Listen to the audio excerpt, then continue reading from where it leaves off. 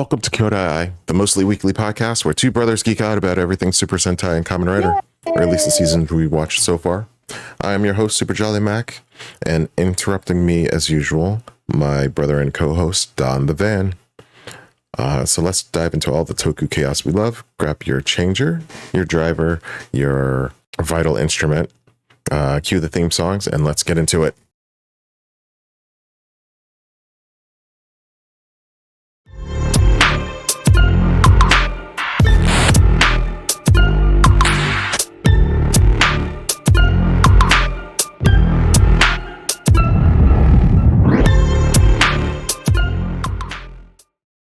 How you doing this week, buddy? I'm doing good. I'm doing good. I think. I hope. Oh, I don't know. That sounds like there's actually something going on. You wanna share? Yeah. Well, I'll sit on the couch. I got you, man. You got your notebook and glasses? All right, cool. So, life's been hard. So this episode, unfortunately, we had some technical difficulties and some of Super Jolly Mac's volume, or there was an issue with his mic. So we're gonna miss the first 10 or 20 minutes of my actual voice, and I'm being redubbed by Super Jolly Mac in the future. So that's the discrepancy. I mean, other than that, my day today has been pretty chill. I just went to the library, so. The library. I picked up a book. Yeah, I got a ton of books from the library. Yeah, you do. I didn't get a chance to see it when we were up there. Yeah, I picked up a couple books, a lot of different ones, some cookbooks, some other stuff. Yeah. No, you check them out of the library? Oh yeah, I always pick up a ton of books for me, for reading, for cooking, or whatever. The library is one of the better deals. You can get kind of anything there. Anything you want to read. Makes sense. Yeah, I mean, I tell people to use the library. It's a free resource, so. Yeah, it's a great deal. But other than that, you've been playing anything lately? Nothing. I mean, outside of the Baldur's Gate, for us, apparently Marvel Rivals had a new update where they added zombies to it. So, I mean, it looks cool. It looks all right. I haven't played it. My friends want me to play it, but I've been busy. I haven't had time to play it. So that's about it, though. What about you? So other than the Baldur's Gate run through that we've started, catch that on the new show. I've been getting into Final Fantasy 14 a little bit, trying to grind to make money to buy a new house. So that was pretty much my thing for the week, was trying to earn enough gil to get a new crib. Nice. Hey man, you got the money for it, man. You're rolling around in gil. I don't know, man. These houses are mad expensive, and there's not a lot of them, so everybody's fighting over the ones that they do have. So they have lotteries for them. So I finally ended up earning enough, and I put in for the lottery, so we'll see if I get it or not. Here's hoping. Yeah. Hey, you can make the gil back. Just make a couple armor sets. You'll be fine. Yeah, those high quality armor sets. Sell it to the noobs. Yeah.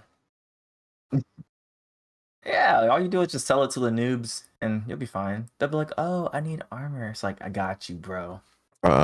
It took a lot of wheeling and dealing to get that money, so we'll see. If I don't get it, I guess I get the money back, but if I do get it, I'm gonna be broke. I also want to get in on the 2 new games for spooky season. What was it? Until Dawn, PS5 version. I got to figure out how to transfer my save, if I can even do that.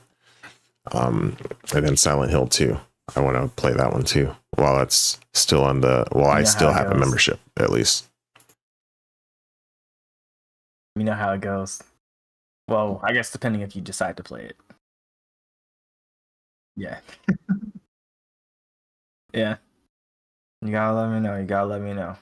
Fun. My friend said that apparently I paid too much attention to details, and I noticed some things that he didn't notice on his playthrough, and I was like, oh well. Yeah. Hey man, I just got a what is it? An eagle eye, Hawkeye. Mm-hmm. Bird's eye. Those two Yeah. things are not the same. They're different. It's not the same. Yeah. Yeah. Well, have you been listening to anything then? Nope. Yeah. But it's spooky time, Yeah. so I've been trying to get my music playlist for the Halloween party we're gonna have here. Usually I like to assemble some music videos to have as background music. So any music videos that are kind of spooky or Halloween themed, I add them to the list, and that kind of plays during the party. So right now I'm trying to assemble that list and get it together.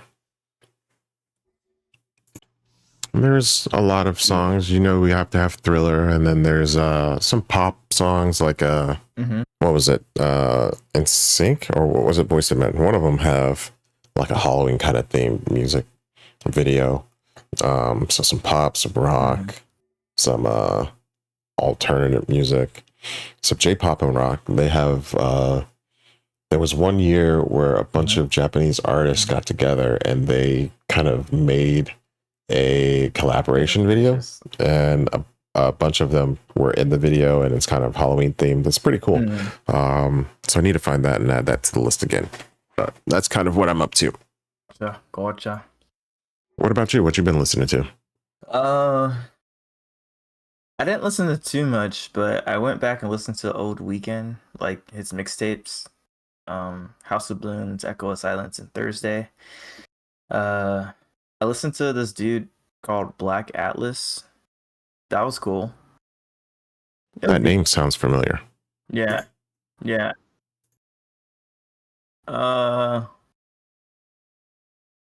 This is the cover art. Oh, I don't think I heard of that guy. I don't know. Yeah. And then I listened to Tame Impala's new album.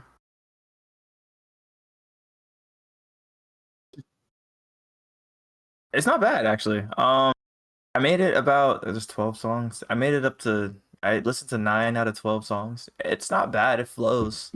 I kind of did that while I was running my errands, like going to the library and getting my food. So it was nice. It was smooth. I said, okay. It's, technically and sonically just different than, I guess, what you hear these days. So that's pretty much the same old for Tame Impala. He likes to push the envelope forward, He's kind of like Bon Iver in a sense, or like Radiohead. Oh yeah, I haven't listened to radio in a very long time. I mean, like, all of them are different, but like they are like in like their own musical pockets. So like they kind of push the sound, like their sound, like forward. It's always like new or trying to be innovative in a sense. Like that connection, yeah.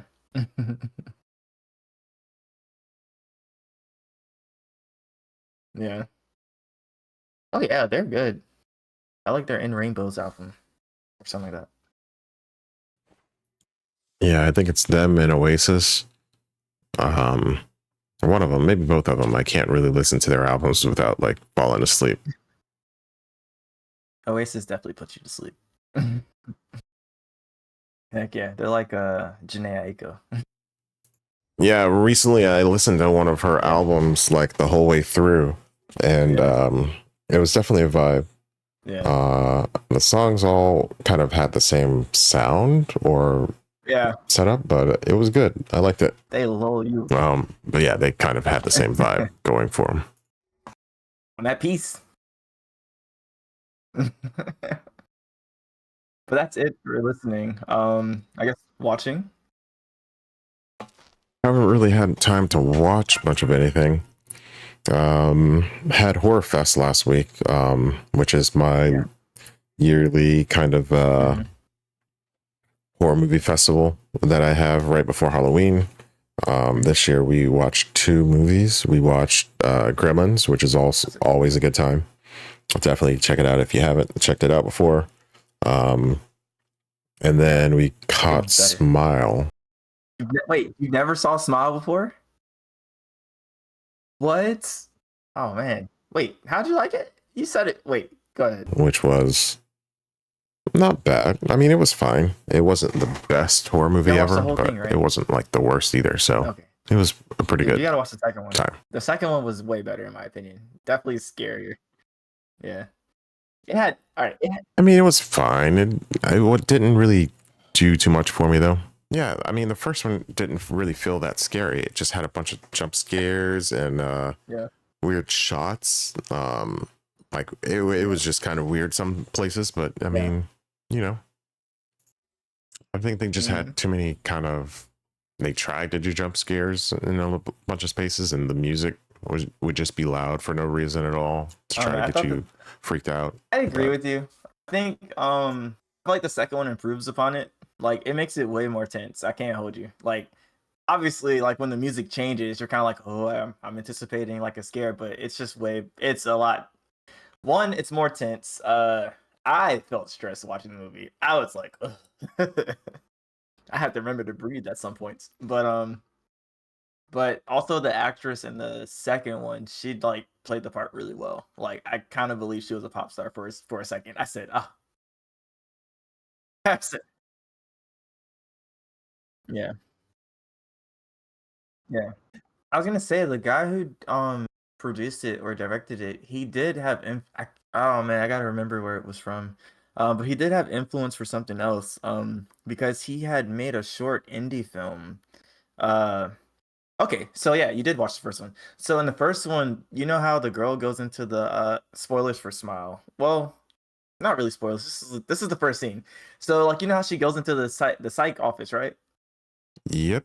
So the producer or director, I can't remember his name or anything like that, but he made like a short film which was basically like about like it was just her like kind of like talking about her experience type of thing. And like it was so good that they actually like greenlit making like the full movie. Like they wanted the full like a more. So that's yeah.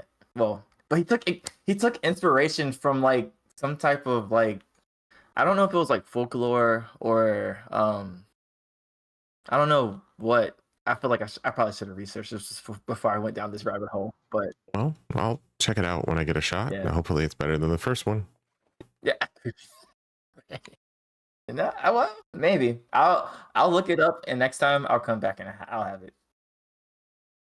Yeah. What about you? Did you watch anything this past week? Yeah. Did I watch anything new? I watched Maxine. That's one of those trilogies I've always wanted to try to catch. Yeah. So I had seen X and I had seen Pearl a while ago, and I had just never watched Maxine.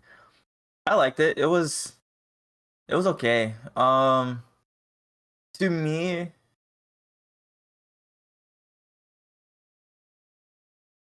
it was just another movie. Like I like slashers and everything like that. But I've seen better, but it wasn't bad. I'd still say watch it though. If you plan on watching the trilogy, I would say watch it and like form your own opinion about it, because it's just to me, I was just like it's interesting, but I've seen better execution, if that makes any sense. Yeah. But I watched Maxine. I think that's it. I don't think I watched any. Oh, I've been watching My Hero. Oh yeah, I still got to catch up on that season, the series. It's so good, but that's it though. That is all.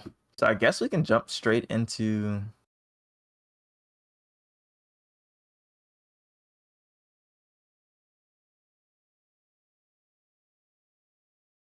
I'm sorry, I'm pulling up my notes.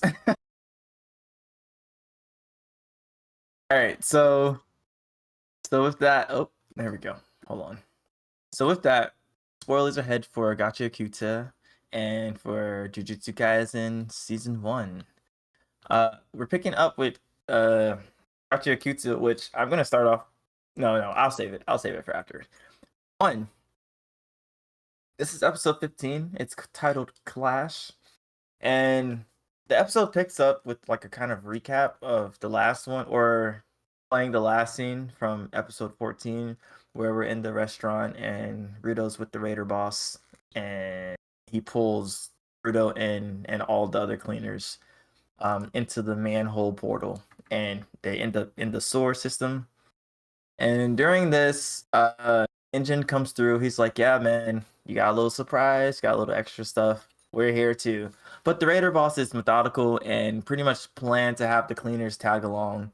And right on cue, as if he was waiting for the perfect moment, a trash wave sweeps through the little underground cavern that they're in and carries away the cleaners to different areas.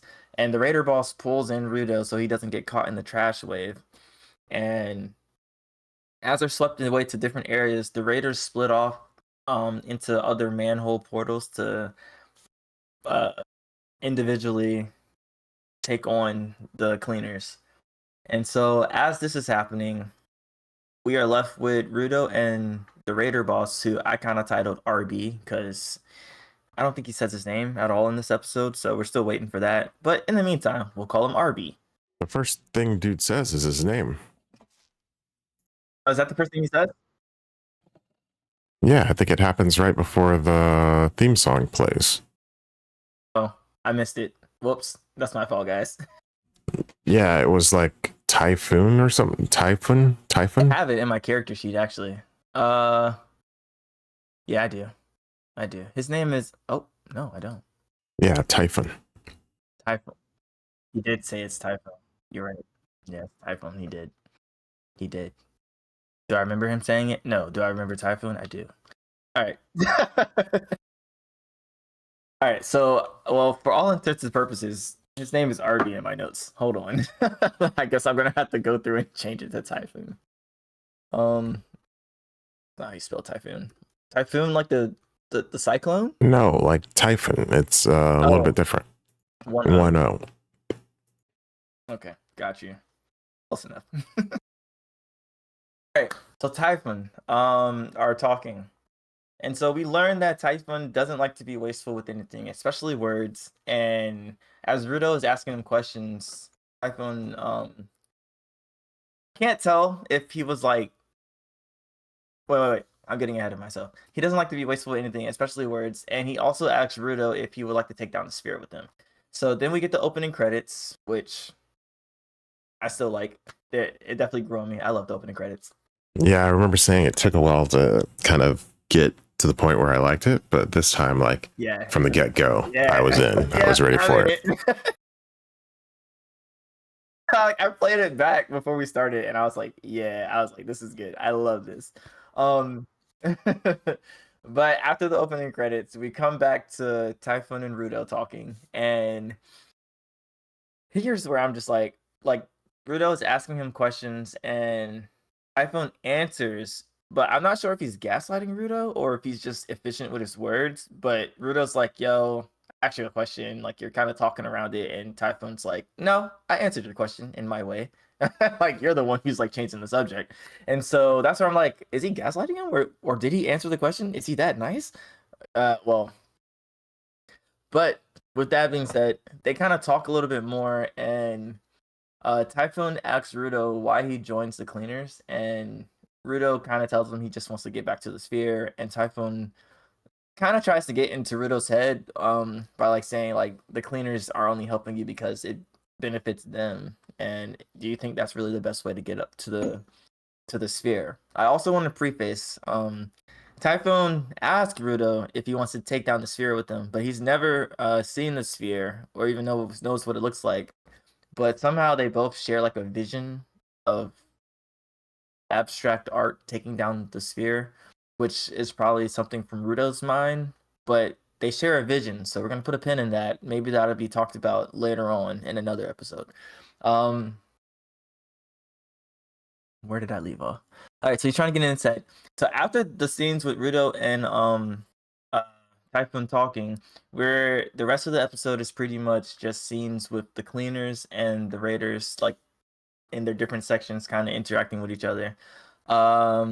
First off, we get Jabber and Zonka, which I can't wait to see the complete rematch between them. That's gonna be awesome. But we do get a little bit of them fighting, and like they're going like blow for blow. Zonka's not playing no games with Jabber this time, and Jabber's just as unhinged as ever. Um, and they're like little puddles of like garbage water that's like I think acidic or volcanic or something like. And Jabber, being unhinged, just touches it with his hand. He's like, ah. But it's not just him touching it with his hand. Like it does something to his claws where like it coats it with the puddle liquid. So we learn more about Jabber's vital instrument in that instance. And if he touches something with his left claw, his right one changes to that substance. And then for the rest of the scenes, obviously I'm missing names, so I very well could have missed the Raiders' names. They probably could have said it and I missed it. I do watch this in dubbed, and they were it switched to sub for me, so it's a shock for me for them.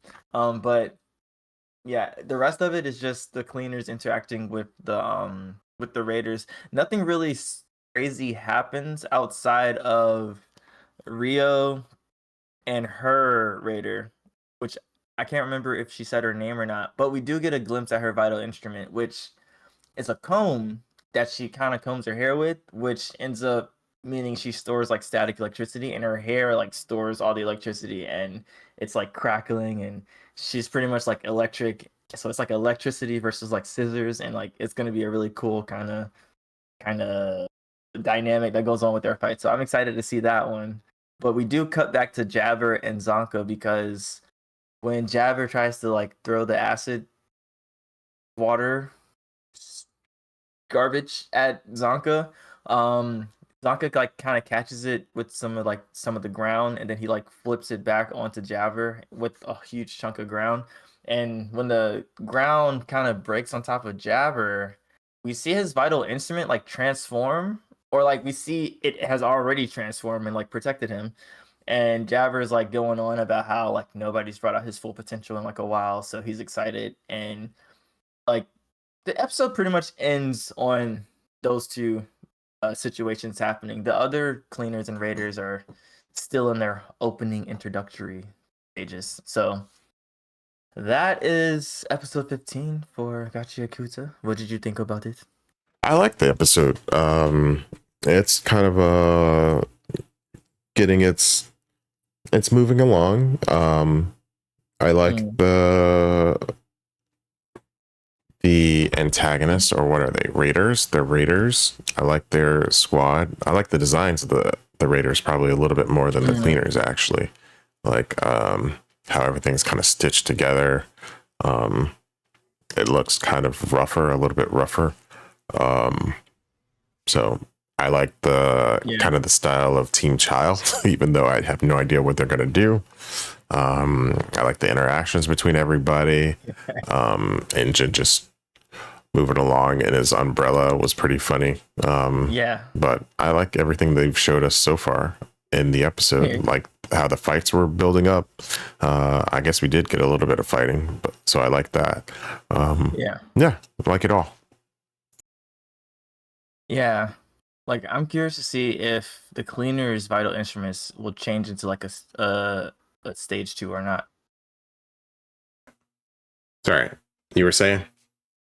I'm saying that I think it would be interesting to know if like the cleaners vital instruments have a phase 2 also, or if it's like specific ones. Like what's the deal behind that? Yeah. I assume they will have a phase 2, and if there's a phase 2, there's got to be like a phase 3 or something like that. Like somebody's got to pull it off. Like, so that's like something, I don't know. I guess it's pretty early in the series to start pulling stuff like that out, but we'll see. So that was cool. What's her face? The fight between Rio and Hair Lady, that was kind of weird too. Like how Rio says, okay, well, you seem like you're a vital instrument helps your hair, and I have scissors, so this is going to be kind of one-sided. And then she attacks and gets knocked back, and then the raider is like, yeah, so I use electricity, so electricity on the scissors. Looks like it's going to be kind of one-sided. It was pretty funny. But that whole dynamic was pretty cool. I like the whole episode. Yeah. So it's gonna be pretty cool. I thought about also with Jabber's vital instrument, maybe his claws are just the base form, and like you know how Zonka like activates his, or like Rio activates hers, like her scissors get bigger. Oh, Like yeah. maybe that's just him activating his claws. So you think that is Rio's like phase 2 or something like that? Yeah, like that is his vital instrument, like actually activating his vital instrument. So maybe like it's not like a different phase. Yeah, could be. Yeah. Unless look, obviously I've been known to miss things, so maybe I missed I he think pulls anything out. Yeah, I think they're gonna have a stage 2, stage 3, stage ultimate. They're gonna have so many stages in this thing. Super Saiyan God, Super Saiyan. Yeah, they're gonna add them on. We'll see though. I'm interested in seeing how they do it.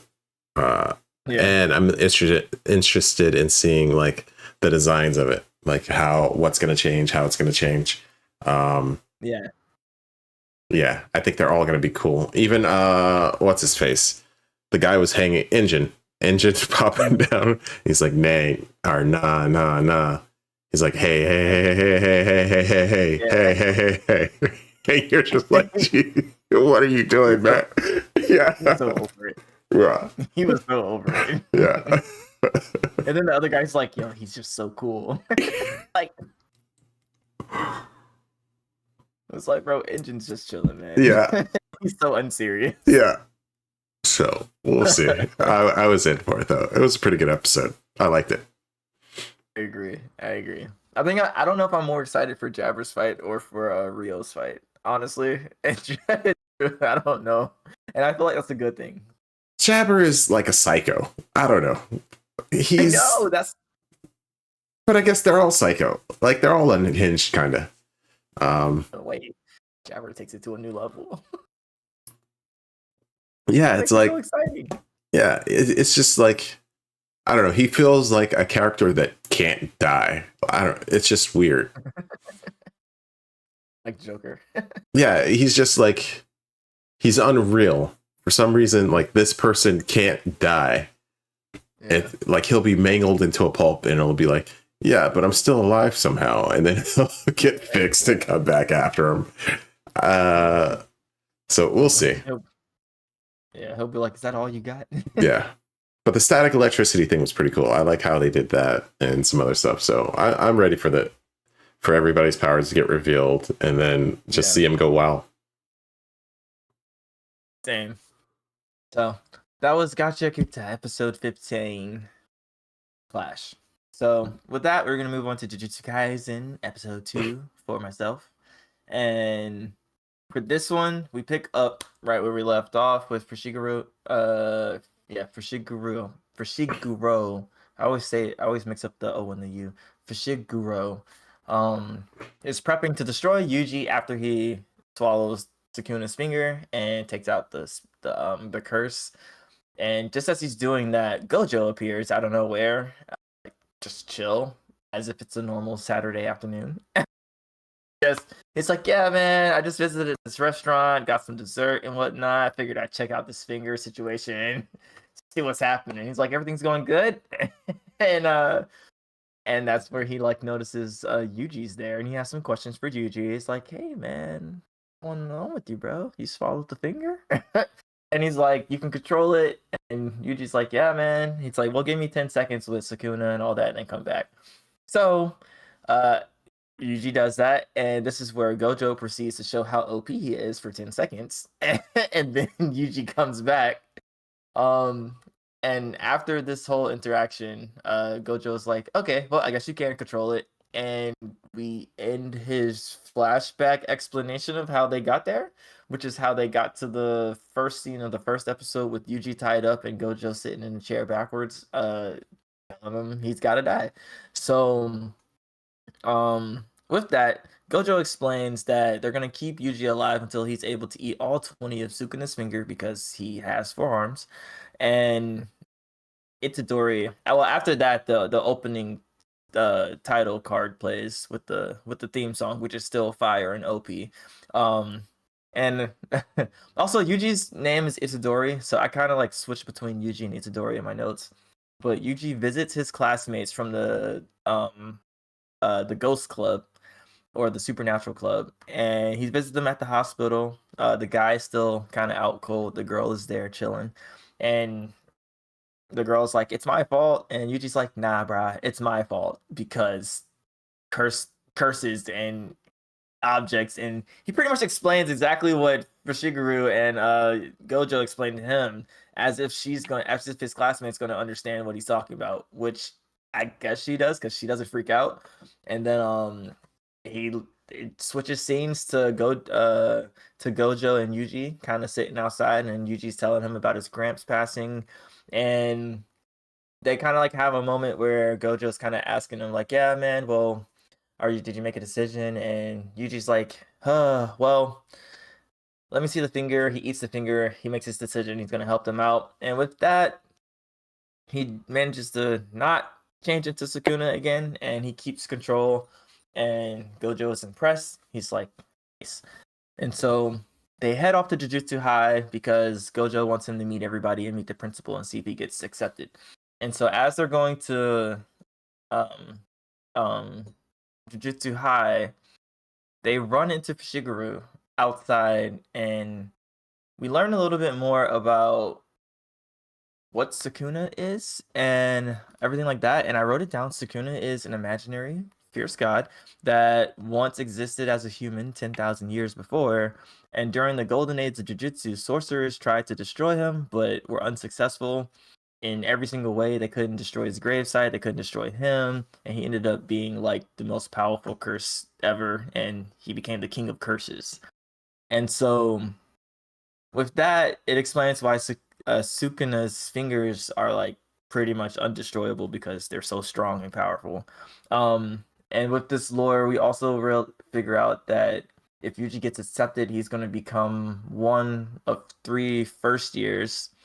And by the time we get all this information, we're at the school and they meet the principal, and for whatever reason, when Yuji meets the principal, he's like, "Hey, I'm Yuji Itadori, and I'm into girls like Jennifer Lawrence." And I was like, all right, cool. I mean, she's cute, but this is irrelevant information. This literally has nothing to do with anything, but great.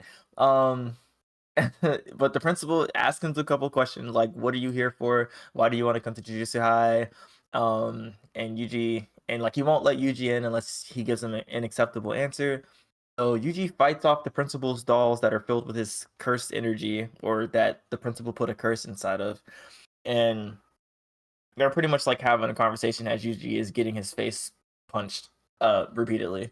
And I think once Yuji gives him a acceptable answer of like, "I'm the only one who's able to, eat Sukuna's fingers and have the chance to destroy him." So he's like, "That's why I want to do this, because I can't like live a normal life knowing that I'm the only one who can do this."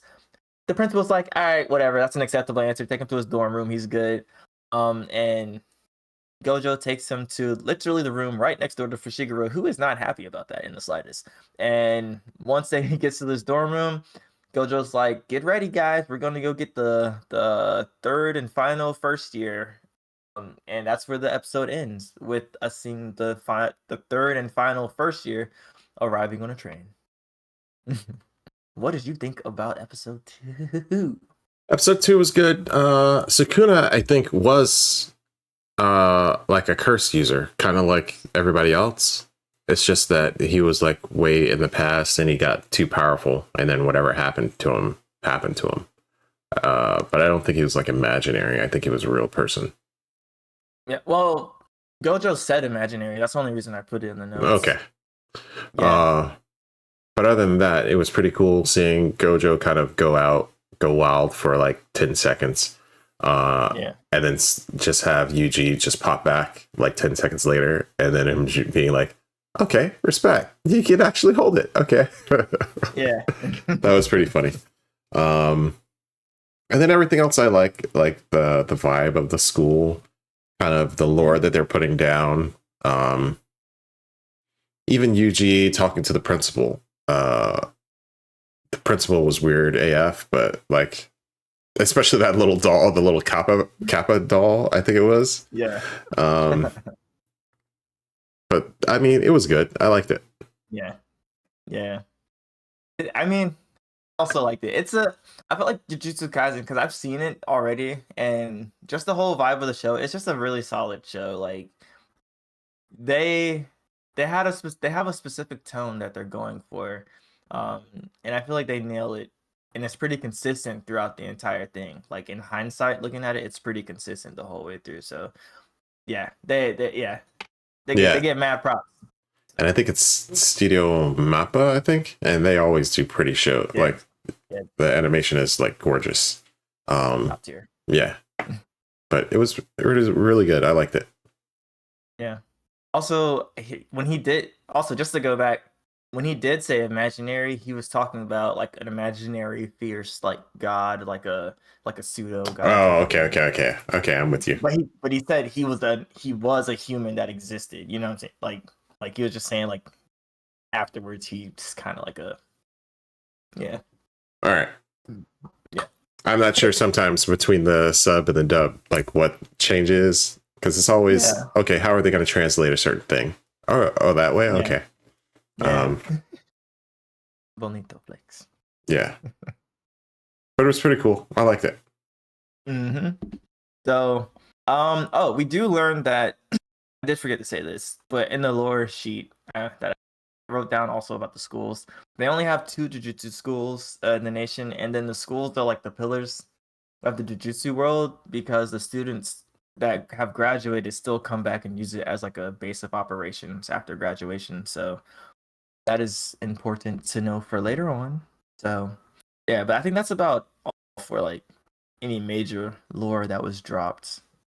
Yeah, and I also did like the scene with Gojo and Yuji and the when he's basically cremating his grandfather, and he's like, "Yeah, I'm sorry to do it right now when you're mourning," and then Yuji's just like, "Yeah, okay, I'm fine, I guess."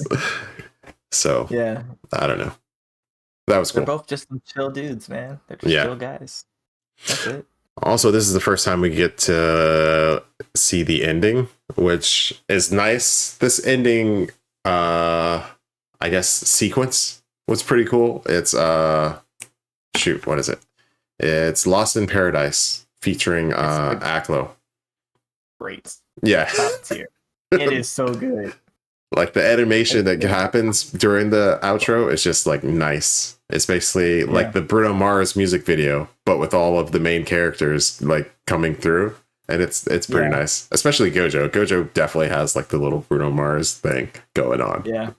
But my friend, he when we went to Katsucon, he actually cosplayed as Gojo from that scene. It was great. It was perfect actually. I was like, yeah. Yeah. It was great. Yeah. So that I love it. I love it. We did like the dance and everything like that as he was coming down. It was great. I was gonna say something else. I can't remember what I was gonna say though. But yeah. Do I remember? 3, 2, 1. Oh no, I don't remember. Oh well. Oh, I do remember.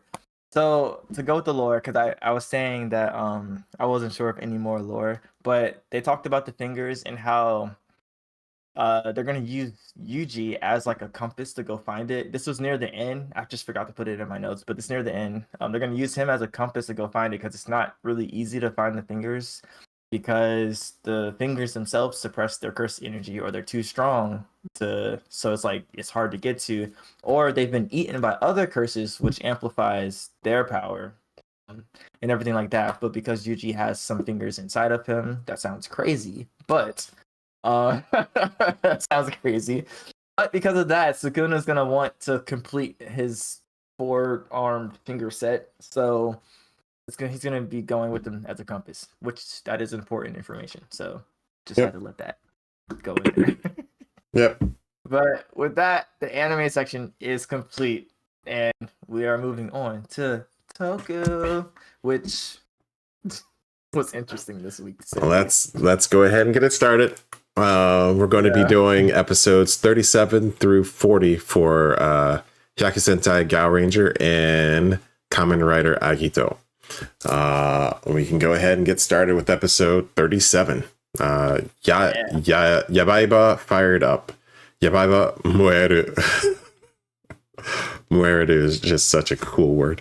So we start out with Futaro climbing Gao's rock to see the Rangers who are inside talking about Gaorad. So Gao God. So he's just climbing up the face, and I think it's Blue sees him climbing up, and then they both enter.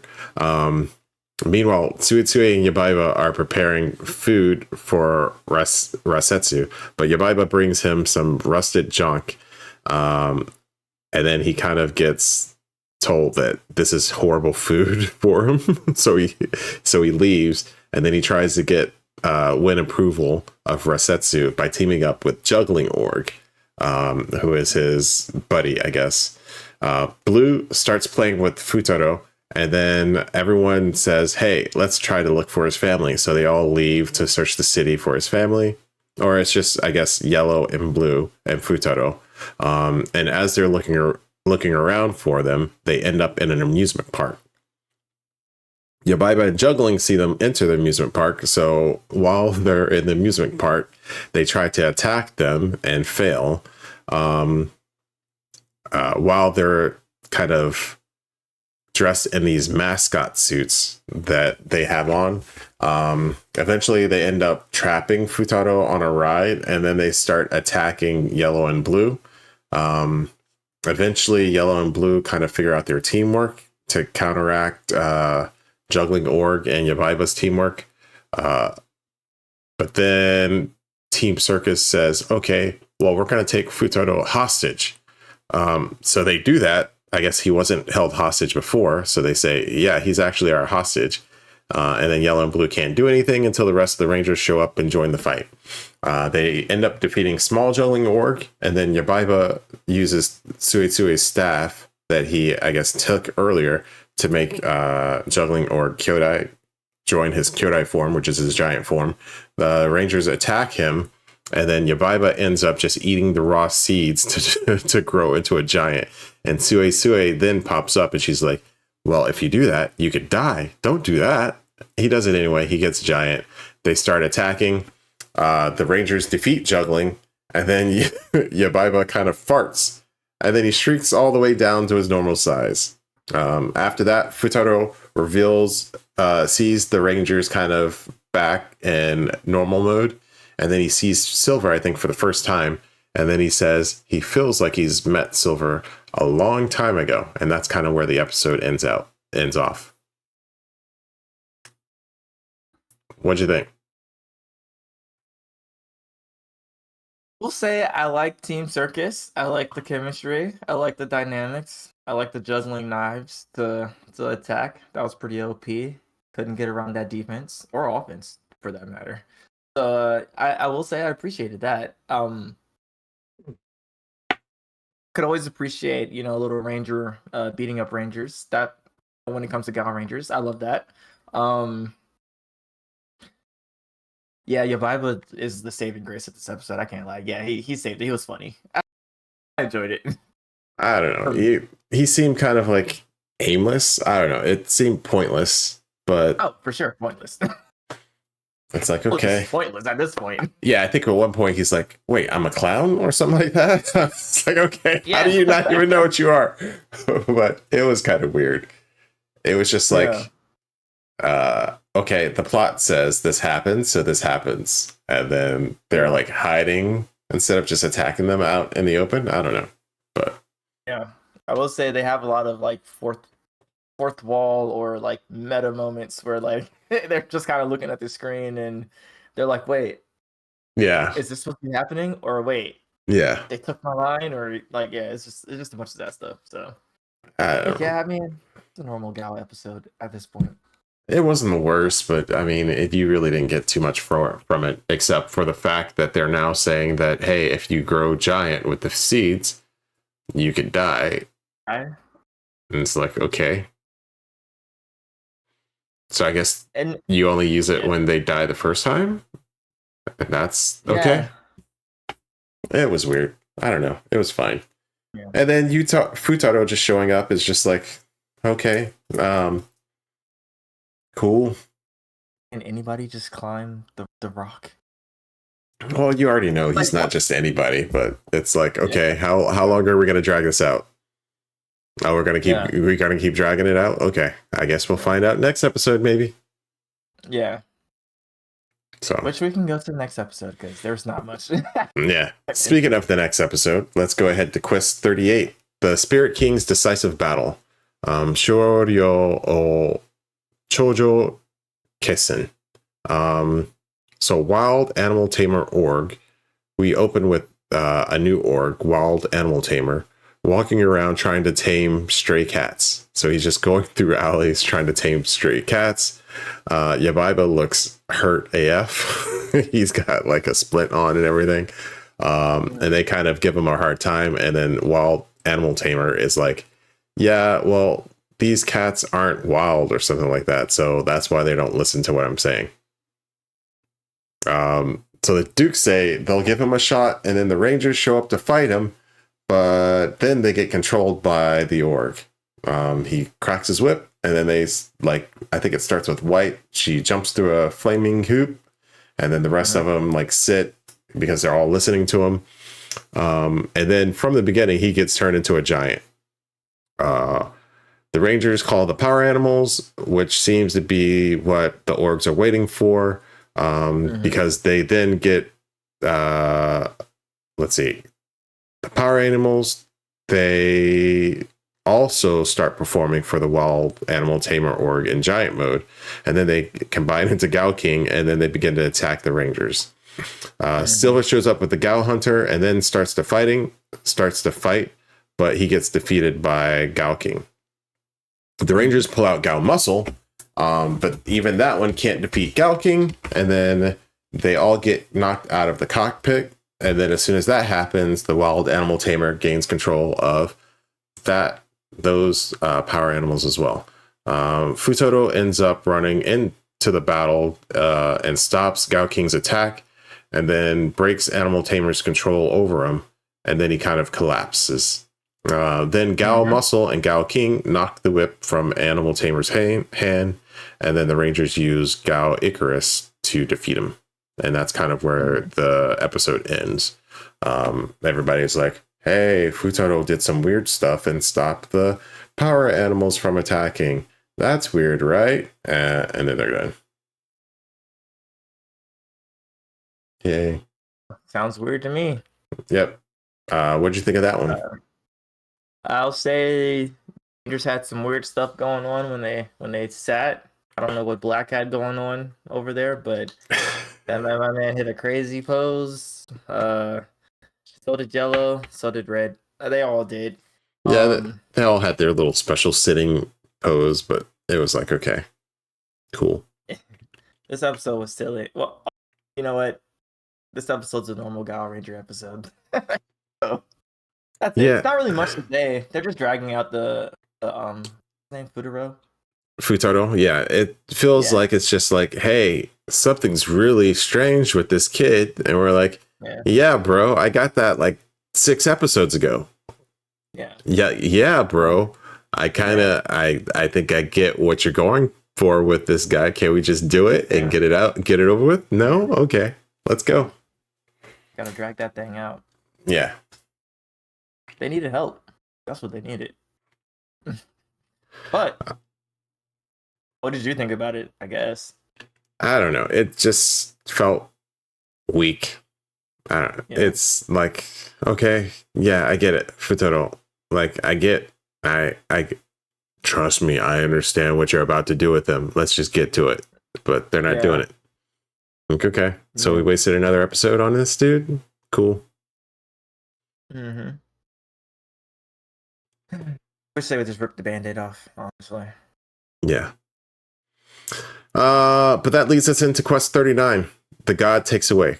Yeah, we're flying through these really quickly because that's kind of what happens. Kame ga Tsure Saru?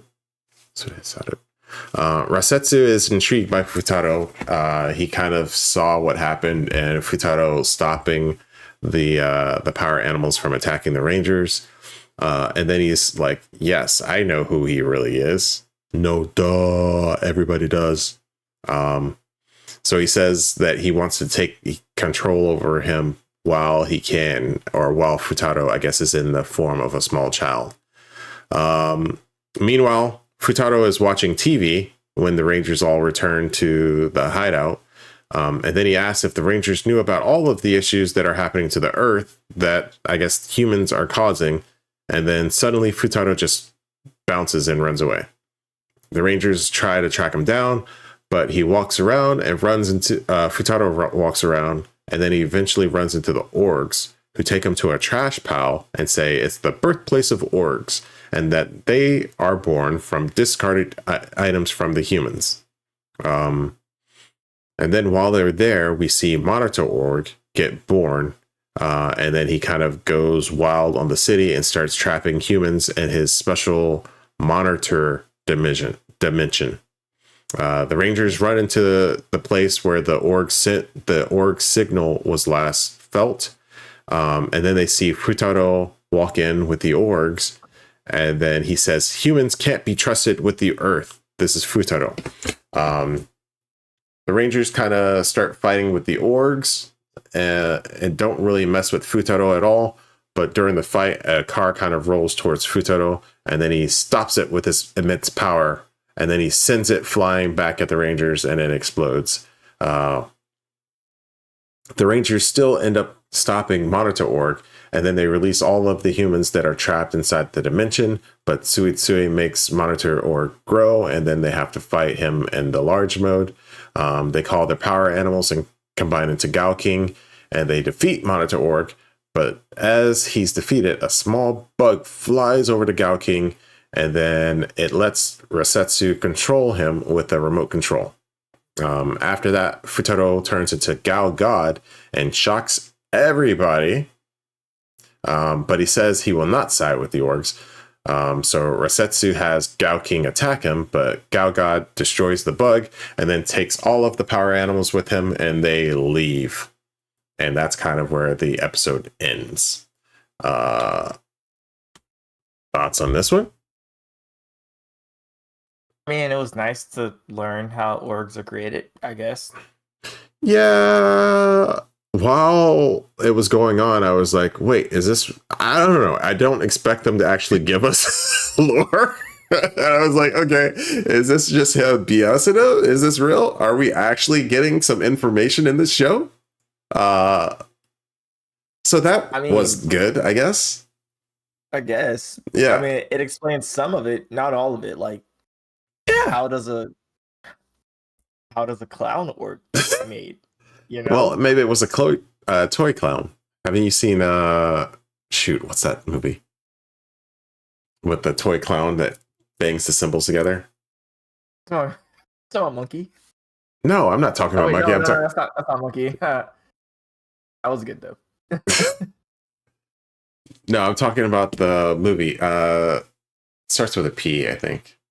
It's old. Poltergeist, yeah. Yeah.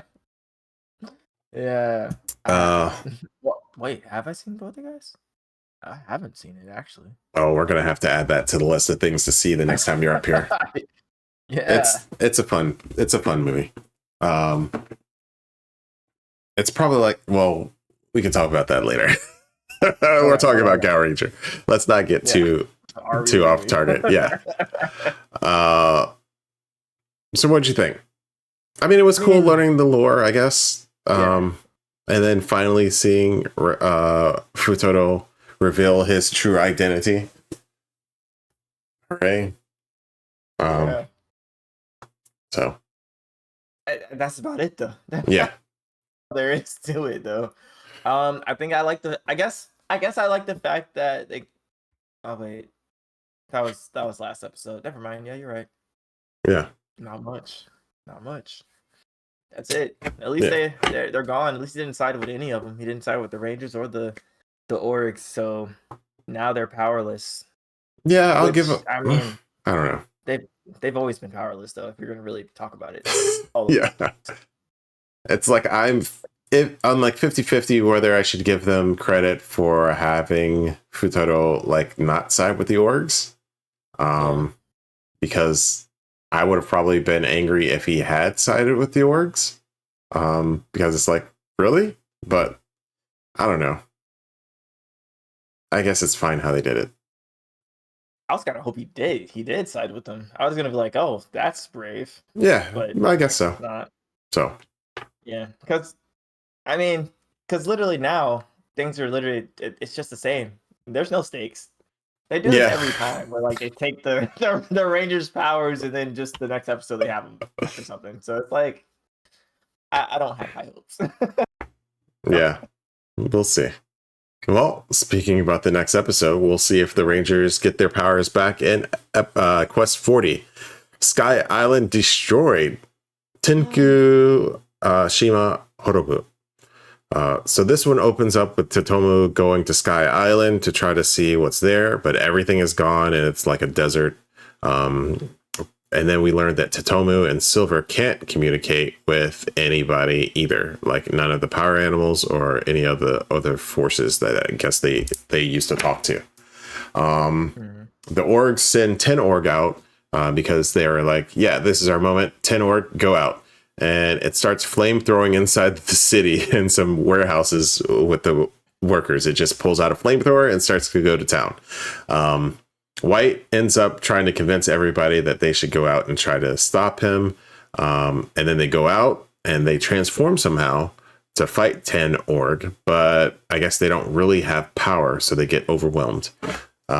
Futuro ends up popping up where Silver goes by himself to some kind of lookout point, and then Futaro pops in and tells Silver that he shouldn't fight for the humans. He should go with him, where he took all of the power animals.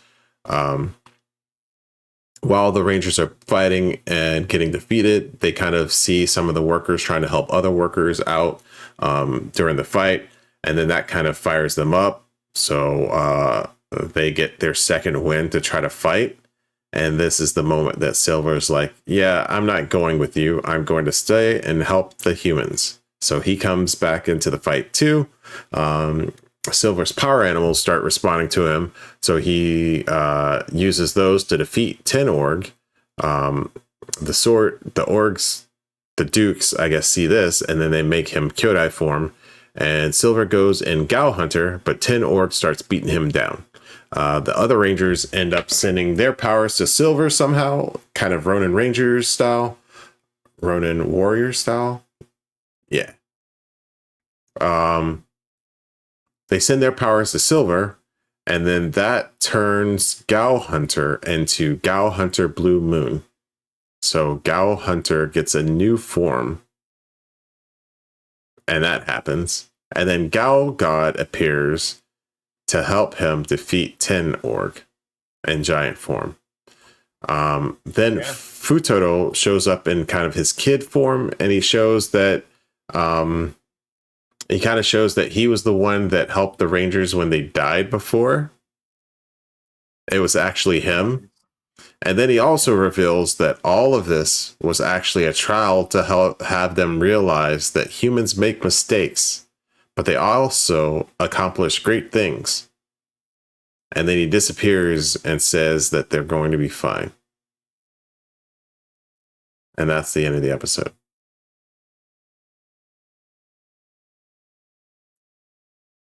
Like, I watched this episode, and once it literally got to that specific part of him saying, yeah, this was all a trial to prove they had mistakes, I audibly was like, what? Literally, I was like, you have to be kidding me. Are you serious? I said, nah. I said, no way. I had the same reaction. I was like, no. No, They really ran out. no. I mean, no, bro, no. My thing is, if they needed this much help, they really should have just called in the Time Force Ranger Riders. That's it. They should have just called the Time Ranger Riders to come in, bro. I know they got the number. If they needed this much help, like, It's like, why? So it's like, yeah, I'm gonna let the orgs beat you down to teach you a lesson about the power of humans. It's power friendship. It's so sure. I don't know. Maybe this plays better with kids. I don't know. Maybe. Well, I mean, they're just trying to sell toys, so I feel like they succeeded in that. They've done had what 5 to 6 different Zords. They've done had 13 different power animals. Well, they have what 5 Rangers plus Roki, or six Rangers plus Roki. So I mean, and also the orgs. I feel like they did good. They made a profit. It felt like they were trying to make some sort of statement about like the environment and things like that. I don't understand what they're doing. I don't know. I'm confused. I don't know. I'm just, you know what? There is a silver lining in this. We're on episode 40 and there's 10 left to go. You know? I was like, bro, what are you doing? I don't know. Like, that's like, if you ever see those, like those scenes with like a ghost just leaving somebody's body, like their spirit just leaving, it's like, okay, I'm done. I don't know. Mm-hmm. It's like the meme with the guy from The Hangover, and he like looks over to the side and they have all the equations on the screen, or like that one chick, and she kind of looks puzzled and trying to figure it out. Yeah, it's bad. So I mean, I don't know, but that was Gaoranger for the week. Do you have anything else to add? Absolutely not. Gaorangers. They did change the ending. I forget what episode they changed it, but they changed the images of the ending. So now instead of everybody being naked, they're like walking around in various environments and then have a shot of the Rangers. It's the same thing. They changed it last week, or they changed it in the last batch of episodes. Oh, did it? Yeah. So whatever. It's just the most interesting thing that's happened, actually. that's Gaoranger. And it's like, he's like, yeah, but I'm not going to help you guys. But we know those power animals are going to come. I don't know. It's weird. So, Kamen Rider Agito. Yeah. Let's go ahead, because this is way more interesting. Agito is way more interesting. So, Kamen Rider Agito is also episodes 37 to 40. We start out with episode 37, The Warrior of Darkness. Kurayami no Senshi. So Kino, we start out this episode with Kino catching up to Majima and Ryo, like he did at the end of the last episode. He knocks them over and then corners them, so Ryo transforms and tries to fight back as Gills. Kino ends up defeating Gills as Hikawa and Hojo get there, and they run away. Ryo and Majima. Kino is seen dehensioning by Hikawa and Hojo, and they assume that he is Agito. Meanwhile, Taichi and Mana are helping Shoichi in his garden. We cut to them kind of complaining about helping Shoichi do all the gardening, and Taichi's just like, yo, I got homework to do, and he just bounces. But Mana at least helps him out a little bit. We cut back, and Ryo and Majima are recovering, while Hojo returns to his capture Agito plan with the police. And then Hikawa reveals that Agito is a human to Ozawa.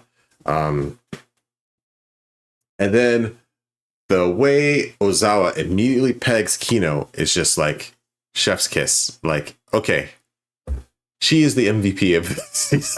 Like, I like a lot of the characters in this show, but she's like high up there. My girl. Yeah. My girl. That's my homie. But Majima ends up bringing Mana and Shoichi to Ryo because he's hurt and he needs help. Meanwhile, the unknown starts attacking random people again, Shoichi takes Ryo to a hospital to try to get him help because he sees that Ryo is kind of not looking very good. But the hospital that he takes him to happens to be the one Kino is going to perform the surgery at. And he's like, oh, yeah, this is perfect. Everybody else out of the room. I'm about to do this surgery. Don't disturb me. Which is not looking good for Ryo. Then he senses Shoichi takes him to the hospital, but then he senses the unknown attacking. So he runs off to try to help as the police try to fight it off. Agito shows up and fights it off, but there ends up being two, or he destroys one of them, but then the second one shows up. And then in his new form, Agito shows off a new kind of weapon. I don't know what they're called, but it's kind of like two swords end by end, and then he can break it off into two separate swords or one kind of like pole arm with the swords on both sides. The second unknown then tries to run off. Agito gives chase, but then when he loses him, he dehensions, and then Hojo is waiting there and corners Shoichi as Kino begins his operation on Ryo. And that's kind of where the episode ends. The police stop Shoichi, and they're like, wait, this is a one-way road. Nobody else entered this. You're Agito. And that's kind of where the episode ends. What'd you think? I liked it. I like the fact that, Kino is not holding back and tried to featherfoot Ryo in the chest. Yeah. Like, what? Well, didn't try. He did. Yep. And so that's why Ryo's out. And I was waiting for him to explode randomly at any point in time during the episode. But nope, he did. He is on the operating table. Yeah, Ryo is gonna get rough in this series. Yeah. Yeah. I have something to say about him later. but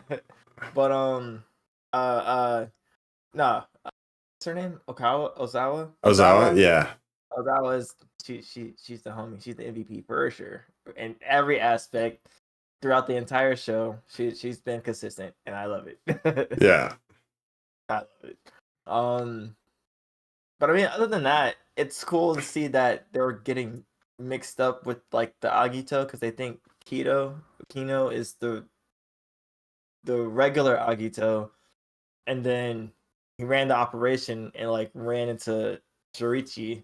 So it's just cool to see everything kind of like intermingling and everything like that. So yeah, I was confused for a second. I was like, why does Hikawa think that's that Kino is Agito? But then it's like, oh, okay, yeah, it was dark, so he couldn't really see Agito's form, and then he doesn't know that Shoichi is Agito. So yeah. I was like, wait, doesn't he know? And I was like, no, he doesn't. I guess he does. He doesn't know that. Everybody else knows everybody else, but he's the only one that doesn't know.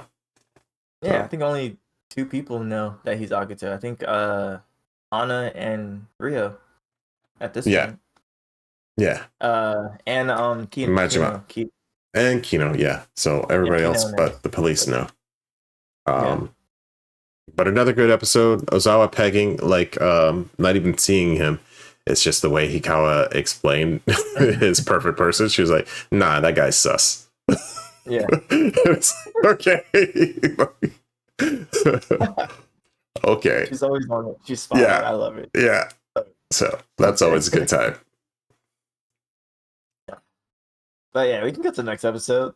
Then let's go ahead with episode 38. The true form. Sono Shotai. Shoichi gets taken by the police while Kino tries to begin his little operation on Ryo, but his hand won't kind of follow suit, and then he kind of battles his hand inside the operation room.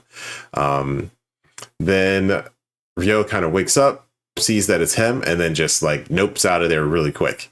Hikawa gets another call from Kino looking for Ryo, but Ozawa begins to think there's more than one Agito. And she also picks up the phone, but Kino doesn't want to talk to her, and he's like, "Yeah, you guys need to prove yourselves to me." And then Ozawa's like, "Yeah, no, this guy isn't it. So there must be more than one Agito." Yeah. First show walks in with Majima. Wait, no. First shows up and meets with Kino. Majima gets attacked by the remaining unknown, and then G3X arrives to fight it off. Kino then arrives and he attacks G3X before fighting the unknown, and then Hikawa figures out that, yo, this dude isn't Agito. He just hit me. We're like, okay. Meanwhile, the police get Shoichi to finally admit that he is Agito. He tries to kind of like play around it a little bit, and then finally he's like, okay, yeah, I'm Agito. And then that confuses them even more. But then they ask him if he wants to be reverse hypnotized. And then while they're doing that, this is Hojo and I think a lab technician for the police force. But then they learn that Shoichi was on the Akatsuki Go. Afterwards, Hojo goes to find the rest of them, and he sees Ozawa, and then he tries to begin his gloating. But Ozawa immediately figures out that he has Shoichi, and that Shoichi is Agito. Like, just out of the blue, Hojo's like sitting there with his mouth like wide open, and he just goes along with it. Face is priceless. Yeah. So she gets him to take her to where Shoichi is. She goes in to see him, and then she releases him so that he can save Hikawa.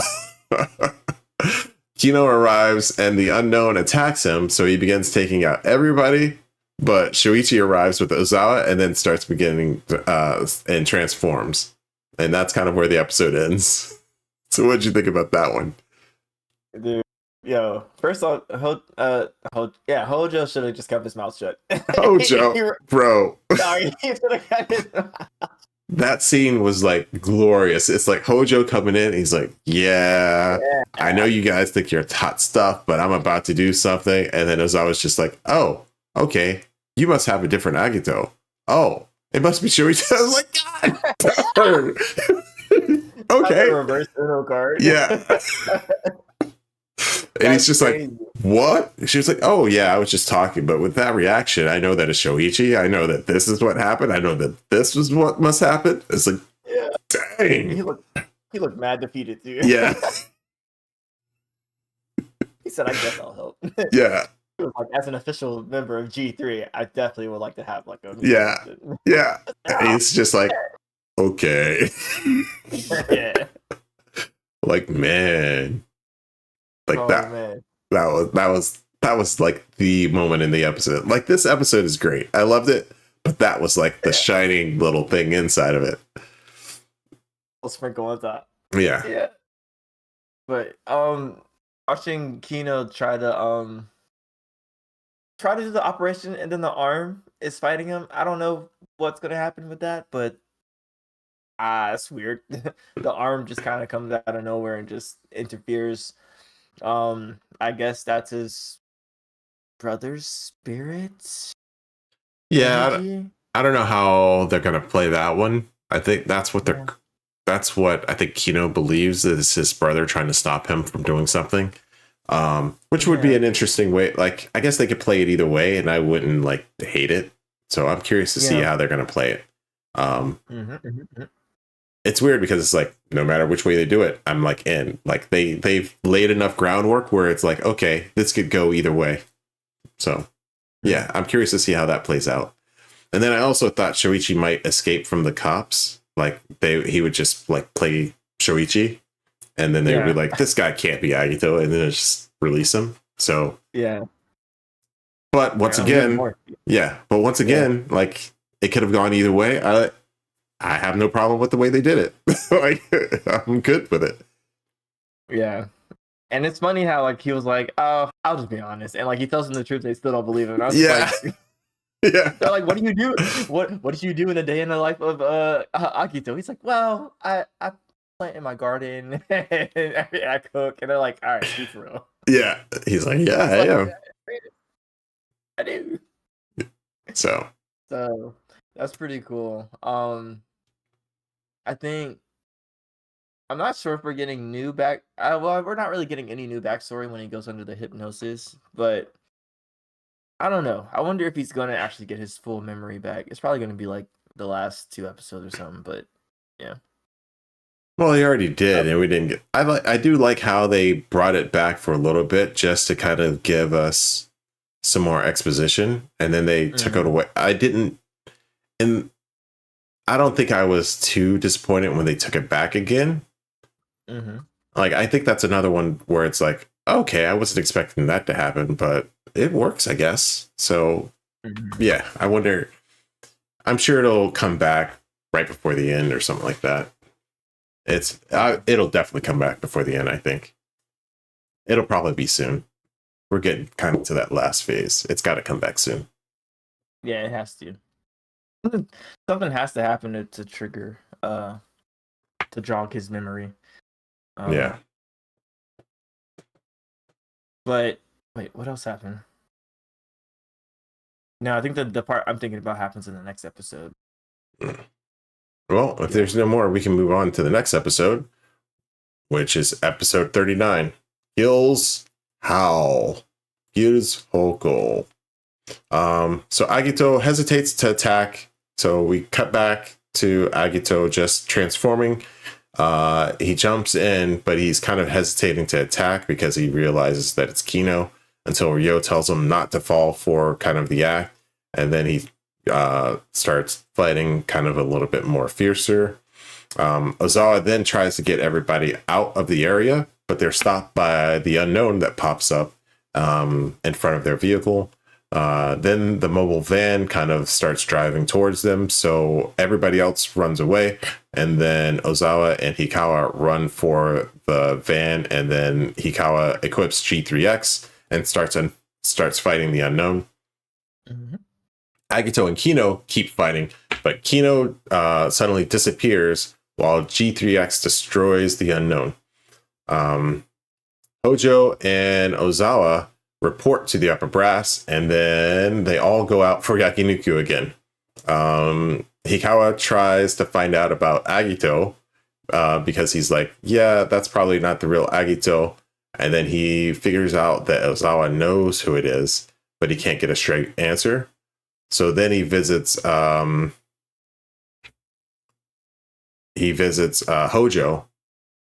and then he asks, does he visit Hojo then? Yeah, he visits Hojo and then asks him kind of what he should do. And then he's like, oh, wait, Hojo, you know who it is? And then he can't get a straight. They actually answer the same to Hikawa. Hojo and Ozawa answer him the same way, which just frustrates him. So he ends up visiting Shoichi and Mana, and then kind of also gets confused. First, Shoichi thinks he knows who he is, and then he's like, oh, okay, I can't answer any of your questions. I don't know why. First show shows up to Majima and Ryo, and has Majima transfer his power into Ryo to save him. Then Majima goes out and meets Kino because he thinks he won't get killed now that he's given up his Agito powers. But Kino ends up following him to Ryo and then starts attacking still. Shoichi and Hikawa both get the call and head off, and Hikawa still doesn't know that Shoichi is Agito, which has a fun little moment we can get into afterwards. G3X shows up first and starts fighting Kino, but he gets beat pretty bad. And then he gets his gun stolen, and then Agito shows up to take over the fight, but Kino threatens Ryo with the gun and keeps him from kind of fighting, and then he gets attacks in on Agito, and then he still threatens Ryo whenever Agito tries to fight back. Kino knocks Agito out of his transformation, and then he's about to shoot him. But when he gets knocked out of his transformation, Hikawa finally sees that it's Shoichi, and he's about to kill him when Ryo wakes up and transforms into a new form. and that's kind of where the episode ends, with a loud scream from Ryo. Yeah, and then a transformation. Yeah. What'd you think? First off, I don't understand how Hikawa is this slow. Like, this guy is like when they're having the food and stuff, and he's like, "Yeah, man, I don't know who Agito is," and then Ozawa's like, "Well, I know who it is." He's like, "Well, who could it be?" And she's like, "Well, somebody you know." And he's like, "Ah, man, crazy." She's like, "How do you feel about Shoichi?" And it's like the way they're saying it. He's like, Yeah.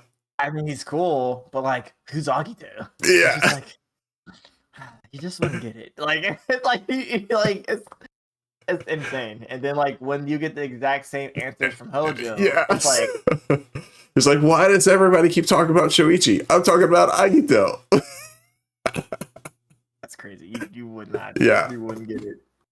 I was like, he is so slow. And then he's like, well, why would you tell me? And they're like, well, it's kind of complicated. And he's like, that's the same. It's like the exact same answer. And I'm like, okay. Oh yeah. And then like it's even slower. Like he's even slow when he's like going over there, and he was with Shoichi and Mana, and like Shoichi was like, "Oh man, thanks. I feel yeah, what is it, flattered or something like that." Yeah. And he's like, "Huh? What are you talking about?" It's like, oh, like, dude. Yeah. Mana's like, I don't know. It was just crazy. It was funny. Yeah. But I enjoyed the episode. I thought first off. It was last episode, and it's also this one. Yo, dude in G3. First off, Ryo is getting worked every time. He's always injured. He always gets hurt the worst. Yeah. G3 Hikawa always gets hit in the face by everybody. He just keeps getting punched in the face. And I mean, I don't know. I feel bad for him actually. But it was a good episode though. I really enjoyed this one a lot. Good episode. This time, Ozawa, instead of stealing the food from third dude, that I don't know his name, she gave him food. Yeah. She said, "Shut up and eat the food." Yeah. He kept getting more. And you could see his face too. He was just like so happy every time he got it. Yeah, he's like, yeah. And also, like Hikawa didn't know Shoichi was Agito, and Shoichi gets the little tingle. He's like, "Oh, an unknown's here. I got to go out and fight him." And then he starts driving off, and he's about to transform, and Hikawa just pops up beside him. He's like, and he's already in his G3X, and he's like, "Shoichi, where you going?" He's like, "Shopping." He's like, "You're going kind of fast. You need to slow down." And then he just zooms off. I'm like, okay, dude. Like, so, like, they keep playing along with it, and I'm fine with them doing it. I don't know why I'm not like, just get it over with and show him. But it works. So, like, I got no complaints. I thought it was great. Neither do I. It just worked. Yeah. All of the dynamics work. Yeah. So it was good. I liked this episode. I can't even be mad. I got a laugh out of Hojo this time too. Yeah. I was like, can't be mad at that. It's like every time they start to try to give him a saving grace, they just ruin it. He just ruins it. But it's like I can't be mad because it's like, yeah, like Hojo was the worst, and somehow he's not that bad. Like he's horrible. I won't even say he's horrible. He's annoying. He's annoying, but he doesn't feel as bad as he did like when he was first introduced. Like the first part of the season, he felt like the worst. He felt like what's his face from Time Ranger. Yeah, Naoto. Naoto. But like it feels like they've redeemed Hojo somehow. Like he's still a jerk, but like he's our jerk. Like he's our yeah. Like he's not. He's annoying, but he's not like bad. So like I don't know how they I don't know how they did it, but like Hojo's fine. You don't need to kill off Hojo. Yeah, we don't have to kill this guy. Yeah, he's okay. So now Kino on the other hand. Kino. Yeah. We'll see. Anything else for this one? I don't think so. No. So we can go ahead to episode 40, United Front. Kyoto Sensen. So Gills grabs a car and kind of rolls it at Kino, and then ends up disarming Kino from the gun, or disarming the gun from Kino, and is about to kill him when Majima kind of stops him. Gills then kicks him into the water, and then goes in and saves him, and then takes him back to the apartment with Majima. Hikawa ends up coming to the house to talk to Shoichi, but he ends up running away when Shoichi kind of walks around the corner and sees him trying to get his vibe going. Like, he's trying to work up the courage to go in and talk to him, and then he sees that Shoichi's outside and saw everything he was doing, and he's like, yeah, no, and then he just bounces. He ends up going to talk to Hojo, who says Hojo says he's going to solve like the whole mystery, and that's kind of what he's working on now. So he's talking his mysterious talk, but he's actually putting in some work to try to figure out what's actually going on. Meanwhile, we have a new unknown arriving and killing some more people on the side. While that's happening, Hojo goes into a house. I couldn't figure out if this was First Show's house. Like, whose house was he in? Isn't it the regular apartment that they were in with the other two? When Mono was there, like the apartment building? Oh, you think so? Maybe. I don't think so, because I think Kino was still at that apartment with Majima. So Hojo finds something in a house. Well, he starts investigating, and then that house. Yeah. I don't know. Yeah, you're right. My bad. I'm not sure if that's No, it can't be Kino's house, because Kino's house got slashed up. So I think it might be First Show's house. But why would he go to First Show's house? Yeah, that's weird. Huh. But he goes to a house to investigate, and then he finds a letter and it looks like it's the letter from the envelope that Shoichi had on him when he was found kind of on the beach. But after finding that letter, he goes to try to talk to Shoichi and sees Mana, and then he shows the letter to Mana, and then Mana looks like she gets some sort of vision from it, but Shoichi isn't there. Hikawa ends up going back to talk to Shoichi, and then he gets called out because the unknown is attacking people. So Shoichi and Hikawa end up going out to fight the unknown. Agito arrives to help, and during the fight, he and G3X kind of get their vibe working, and then they come up with a collaboration where G3X kind of rides the floating bike in order to shoot the unknown because it's running too fast for them to kind of catch up with. So they team up, and then they defeat the unknown, and that's kind of the end of the episode.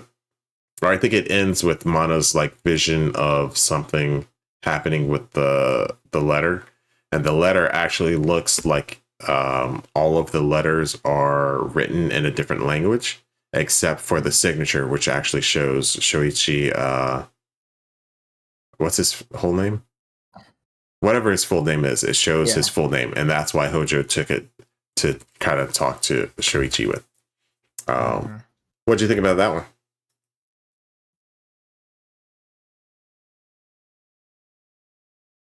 I think it was funny seeing Shoichi and Kakawa fight over the weapon thing at one point.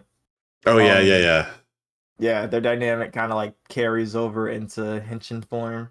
And like seeing Hikawa, I mean, this is his character, but like seeing him just be all stiff and jittery and just kind of all over the place, it's like, dude, you got to relax, man.